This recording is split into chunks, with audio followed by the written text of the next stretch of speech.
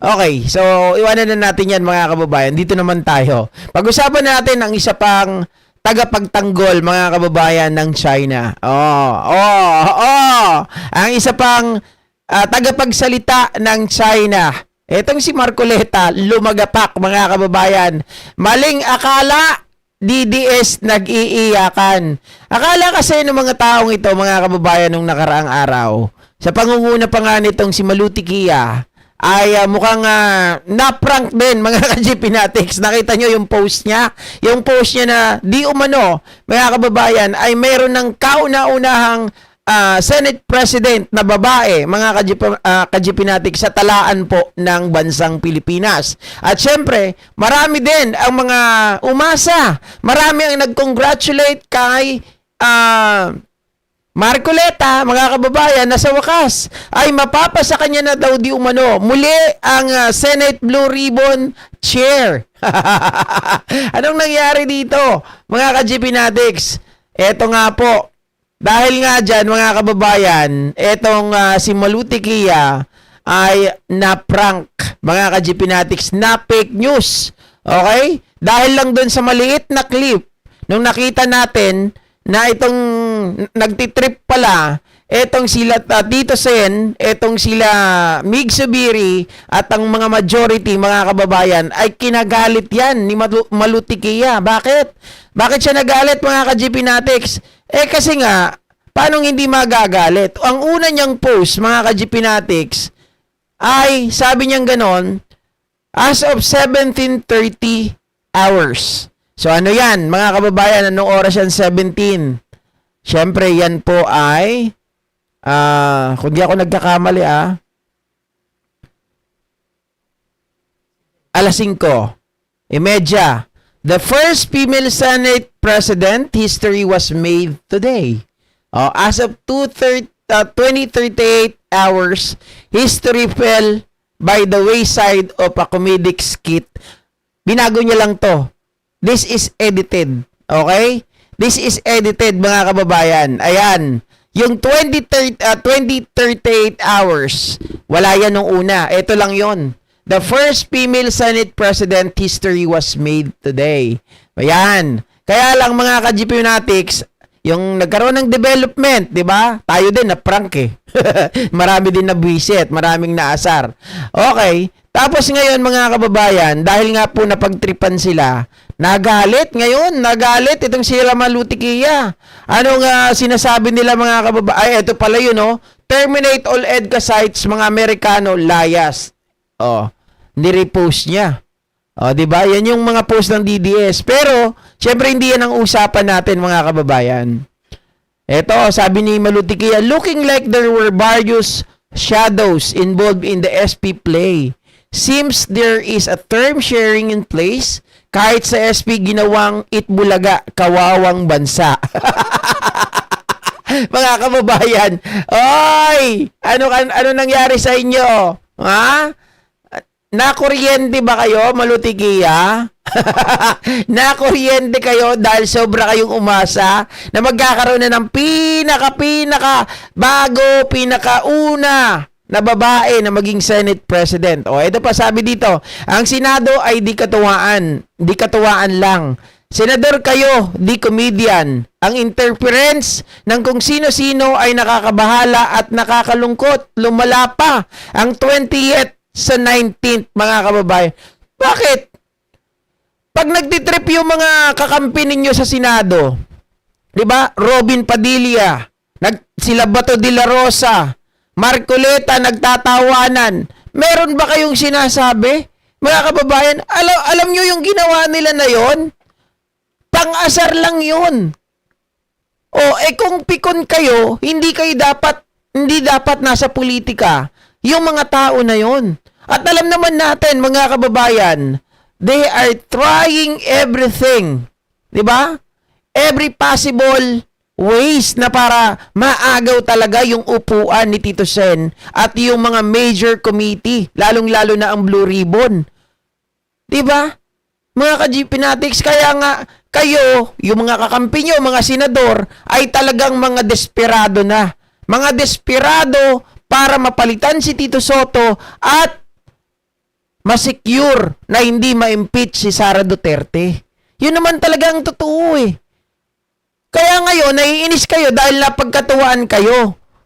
Nakakala rin namin nung una, dahil tinawag na Madam President, itong si Loren Legarda, ay akala namin siya na. Mabuti na lang, nag-isip tayo. Mga kababayan, sabi natin, oy, teka lang. Siyempre, mga epal yung mga yan. Yung mga minority na yan, gusto laging bida. Siyempre, kung sila na ngayon ang nakaupo, hindi papayag yan na February 9 pa. I-announce na napalitan na si Tito Soto. Sabi kong ganun. O, di nag-live tayo, di ba? O. Sabi ni, ano to? Jairo, hindi ko mabasa pangalan mo. Totoo naman, malala ang 20th kasi andyan pa rin ang mga Dutae Black sa Senado.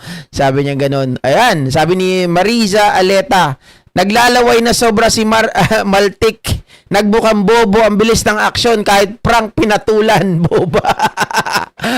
Di ba mga ka-GP Natics? Sa akin okay lang, walang problema kasi live tayo, nung tayo po ay akala natin talagang napalitan na si Tito Soto. Dahil nga ang balita, mga ka-GP Natics, 17 na daw na kongresista ang nasecure nila.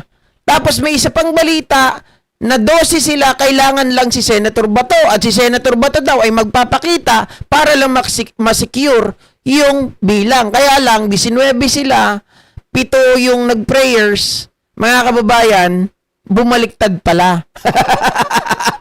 yung mga minority pala ang kukonte, sila pala yung 7. 'Di ba? Oh. Bakit sila naaasar dito?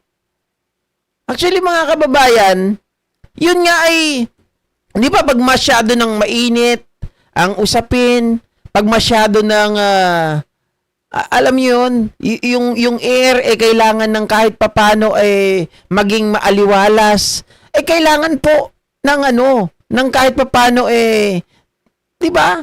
Hindi kailangan natin sobrang maging seryoso sa buhay kasi sila, siniseryoso masyado. Ang dami nagpakalat na mapapalitan ni si Tito Soto. So, asang-asa sila ngayon. Mga kababayan, nung nalaman nila na hindi pala totoo, wag daw gawing biro. Ginawa daw itbulaga. Puro katatawanan. Mga kababayan. Oh. Sabi ni Netvlog, no need na yan, matanda. Huwag niyong pansinin, baka agkabuin. Hindi. Kailangan natin patulan yan, guys. Di ba? Malakas manginis yan kung nanalo, kung napalitan si Tito Soto.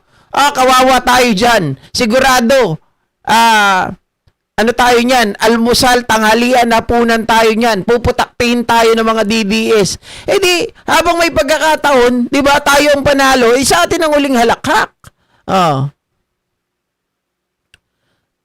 Oy, sabi ni Danny Taling, hello Sir GP, can you please explain us what share of term is? I'm not familiar with that. Sounds interesting. Okay, ganito yan. Ang term sharing, mga kababayan, within the majority, okay, within the majority kasi sila naman na nag-uusap Dahil kung meron pumasok sila sa usapan or usapin ng term sharing, ibig sabihin nun mga kababayan, kunwari ako si Tito Soto, tapos si Loren Legarda, nag-usap sila.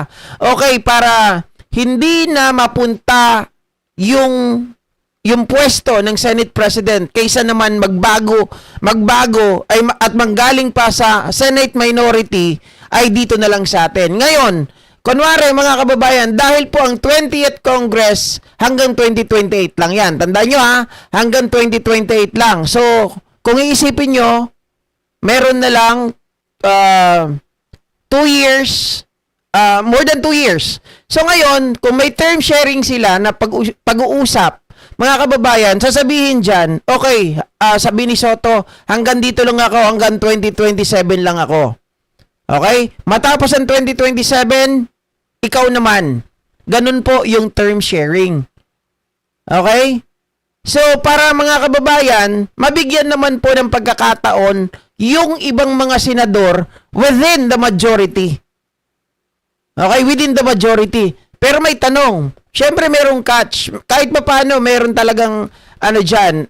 Ang tanong dito, papayag ba ang minority, mga ka-GPnatics, na matapos ng majority, okay, yung kanilang termino na mag-term sharing, mga kababayan, syempre, hindi.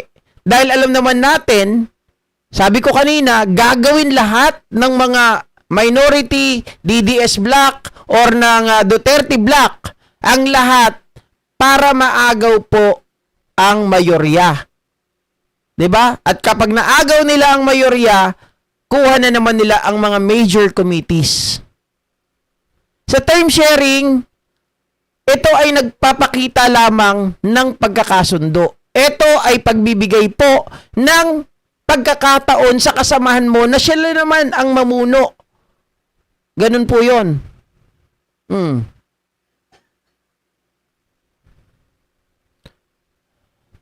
Palagay ko, Ma'am Amalia Balmeo, kaya umalis si Clarita Carles doon sa admin dahil hindi sila nagkasundo hinggil sa foreign policy. Oh. Ginawa na yata yan before 28 months till next election. Pag hanggang 28 months till next election. Nangyari na yan, maraming beses na po nangyari yan. Pero ang natatandaan ko talaga na nag-term sharing, mga kababayan, yung kay, dito kay Subiri. Kaya lang di ko alam kung sino yung naka-term sharing niya. Pero sa Kongreso, alam na alam ko dahil yung nag-aagawan dati. Etong si Velasco at itong si Alan Peter Cayetano. Kasi dati, di ko alam kung anong Congress yun, parang 16 Congress sa ata. Etong si Alan Peter Cayetano, nag-term sharing sila ni Alan Velasco.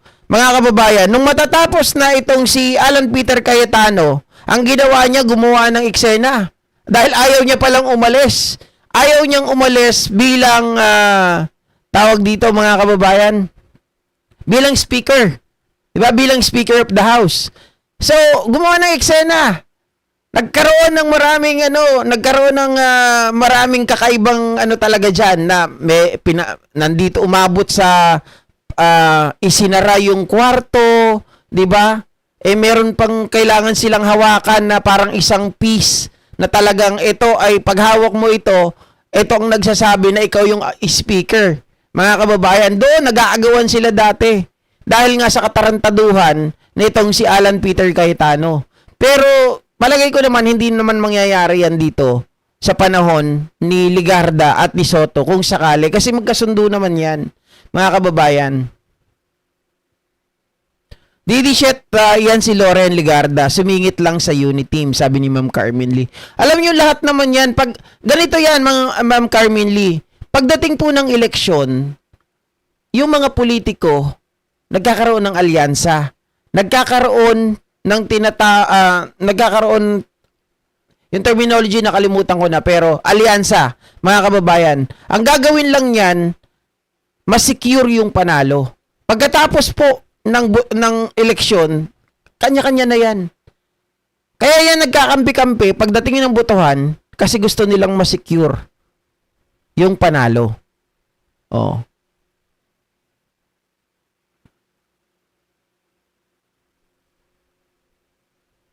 Bakit kasi may sharing pa? Baka mamaya lumabas ang pagka-Duterte ni Loren. May laguhit, okay lang yan kasi ang magiging term sharing nila pagpatapos na yung yung 20th Congress saka naman magiging SP etong si Loren. Wala na kayong dapat alalahanin doon. 'Di ba? Wala na kayong dapat alalahanin 'yun. Yan ay isang mabisang paraan, mga kababayan, para yung kasama mo sa majority ay hindi po mahatak ng minority. So, that is a best decision. Para hindi mahatak ng minority. Mas mahirap kasi kapag nahatak yan ng minority, mga kababayan, magbabaliktad. 'Di ba? Yung minority magiging majority, yung majority magiging minority. Oo. Wala pa rin akong tiwala kay Loren dati ng balimbing. magtiwala tayo sa mga senador syempre. 'Di ba? Sila naman na nakakaalam niyan eh. Kaya nga sabi doon sa balita kahapon, ito yung kanilang naging remedyo para hindi po magapang si Loren Legarda ng mga nasa kabilang kampo. 'Di ba? Ayun. Ito naman mga ka-GPnatics. Etong si Marcoleta. Okay? So, syempre nga naman mga kababayan, inaasahan nila na magpapalit na ng liderato. Oy, akala nila si Loren magiging Senate President, tapos yung mga nasa minority magiging majority na. Dahil yung balita talagang masyadong hinipe, 'di ba? Sobrang hinipe. Maraming nag-congratulate kay Marcoleta, mga ka-GP. Sabi dito, ito na, ang pagbabalik ni Senator Rodante Marcoleta as chairman ng Blue Ribbon Committee. Anong nangyari, mga ka-GPnatics? Ayun, nauntog. Walang napala. Di ba? Walang napala. Anong sinasabi niyong ano? Kaya dito pinagtatawanan siya, tama. Baka Red Ribbon Committee. Baka Red Ribbon Committee dahil maka-China. Ayun, napakahusay na senador. Chair ng BRC sa China, salot sa Pilipinas. Pagbabalik sa China Embassy. Pinagtatawanan siya dito kasi nga, mga kababayan, yung caption, ang pagbabalik daw ni Rodante Marcoleta. Di ba? Mayroon pa hashtag Marcoleta. Pero sa comment section, pinutakte. Pahiyang-pahiya talaga. Tanga. Aabangan natin pagbabalik niya sa Red Ribbon dyan siya bagay. Patawa di na mababalik yan, malabo na yan, sabaw ng pusit. Kadiri, Blue Ribbon ng Inidoro. Nauulol na ata ito, kaya ganyan mga post niya. Nakailang balik na yan.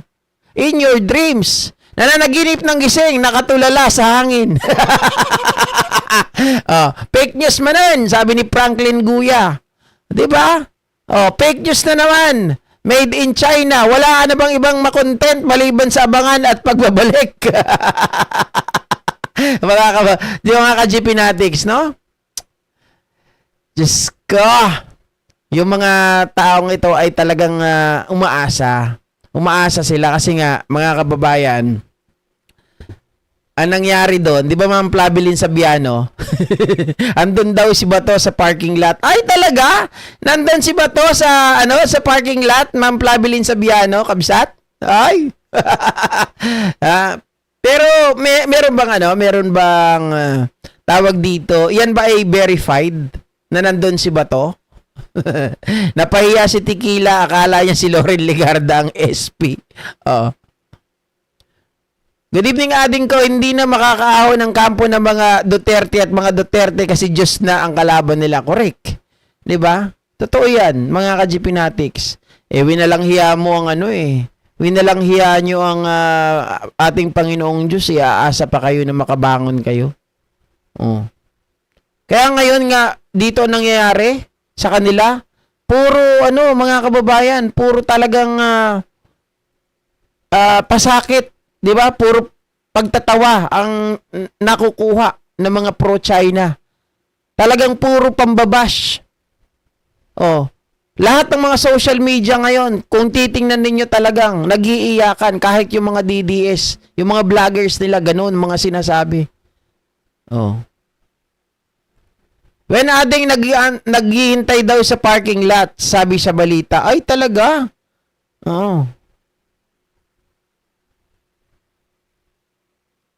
Pero takot lang nun sa warrant of arrest, di ba? Pero bakit hindi siya nagpakita? Ang sabi siya na lang daw yung pag-asa para maging 13 sila. Yung itinanim lang ng staff ni Bato na puno ang nasa parking lot. Kabsat, malamang makakalbo din na yung puno. Kaya nga, parang timang, no? Yung staff niya, kamag-anak niya yun eh. Pera ni Digong nasa KOJC, pinatago niya doon para hindi magbayad ng...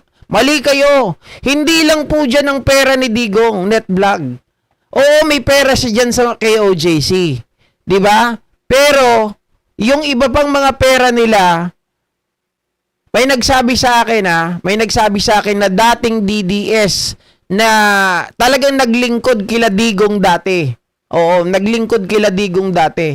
At ang sinasabi nga nila, para hindi po mahalata at matrace yung pera, ay idinadaan ito sa mga ibang tao. Oh. Parang yung parang yung kita nyo yung ginagawa ng KOJC. 'Di ba yung pera hindi nagdadirect sa bangko nila, hindi nagdadirect sa mga GCash nila. Ito ay dumadaan dun sa mga members.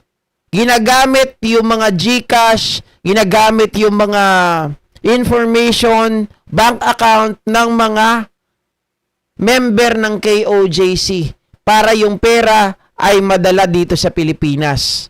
'Di ba ganun ang ginagawa? Oo. Kaya nga kaso naudlot dahil ani si Loren, ayaw daw niyang kumampi sa minority. Okay? Tama. Time sharing, majority Senate's press. Kaya mapunta sa minority groups. Kaysa mapunta sa minority groups, gugulo lalo ang Senados. Halos DDS ang minority Senate, sabi ni Lily Gaspi. Ayun. Oy, Cordapia, Makoy. Good evening everyone, silent viewer from Hong Kong. Nyatoy. Ang bagal mo ata nga Marcoleta. Nya nga di ang bagal. Mama Royce, oy si Ma'am Rose, eto pangalawang BMB. Nagpunta dito. Kala ko si Sir Ernesto Pantalia lang ang nanditong BMB. Si Ma'am Rose pala nandito din. Okay? So ayan mga ka-GPnatics. Okay, ito naman ang pag-usapan natin, mga kababayan. Wow, grabe